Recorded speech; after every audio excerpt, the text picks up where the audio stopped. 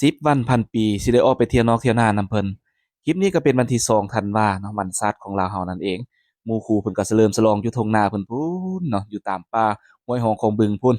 สัญญาณอินเทอร์เน็ตก็บ่ค่อยดีปานใดเนาะเพิ่นก็โทรมาแชตมาเฮาก็ค่าขายเครื่องค่าตอบแชตลูกค้าแด่ก็ว่าสิบ่ออกไปแล้วเนาะหมู่คู่ก็แชตมาโทรมาตลอดออกมาแล้วไปแวะซื้อน้ำก้อนมาให้แด่ผัดว่าเนาะกินเบียร์กำลังแซ่บเพิ่นว่า น้ำก้อนเบิดก่อน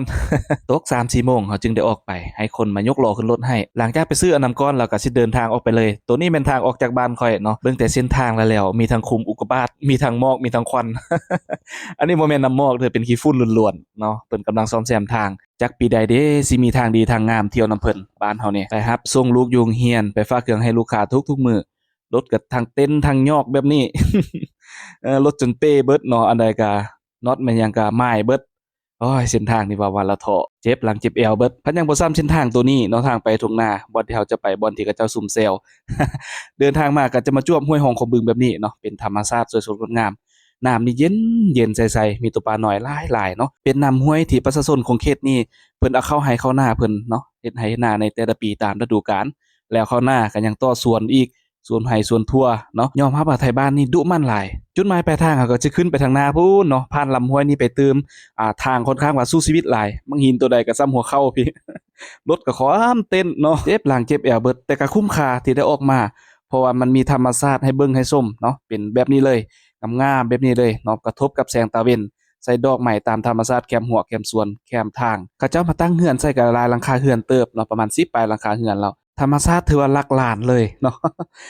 เลี้ยวไปทางใดก็มีแต่วิวงามๆมีแต่ภูผาป่าไม้ สวยสดงดงามเนาะเขียวทุ่มโดนๆจะได้ออกมาเทื่อหนึงเนาะแต่ก็คือว่านั่นแหละหนทางบ่อยากดีปานใดอันเต้นๆสั้นๆนี่บ่แม่นมือค่อยสั้นเด้อมันเป็นน้ำรถเต้นเนาะทางบ่ดีมีคุมมีหยังสุดท้ายเราก็เดินทางมาฮอดจุดหมายปลายทางของเราเป็นที่เรียบร้อยเนาะก็คือทุ่งนาของหมู่นั่นเองส่วนเอจิกับเมียก็มาฮอดแต่เช้าๆพู้นข้อยก็ว่าสิบ่มาแล้วเนาะพันหมู่คู่โทรนำหลายเพิ่นอยากได้น้ำก้อนมาใส่เบียร์เพิ่นแท้ น้ำก้อนก็เต้นซะออกเบิดละรถเต้นโพดมาฮอดปุ๊บก็มีองครักษ์มารับกับบอนกับรถเลยจับมือสบายดีกันผู้นี้แม่นผัวรักข้อยเนาะทุ่งนาเราแม่นอยู่กองอยู่หลุมพุ่นตอนนั้นน่ะสมัยที่ยังย่างได้ก็มักมาหาไปมาหาสู่กันเนาะมาลิ้นทุ่งนาเพิ่นจะยกล้อลงมาเลยคันเห็นเฮามาแล้วแม่นความเพิ่นดีใจแหละขาคู่ตะกี้เนาะเดี่ยวเบียร์กันตลอดสมัยย่างได้มักหลายค่อยมักแถวนี้เนาะธรรมชาติทุ่งไร่ทุ่งนาอ้อมฮ้อมไปด้วยภูผาป่าไม้ ถือว่าซอกยากในตัวเมืองสิเห็นแบบนี้บรรยากาศแบบนี้เนาะสุขใจทุกครั้งที่ออกมาฮอดมาถึงแล้วถือว่าคุ้มค่ากับเส้นทางอยู่ตอนนี้เราก็ลงรถเป็นที่เรียบร้อยเนาะมีโชเฟอร์ใหม่เพิ่นมาเนาะมารับมาต้อนเอาเลยไปเข้าไปในวงเพิ่นเลย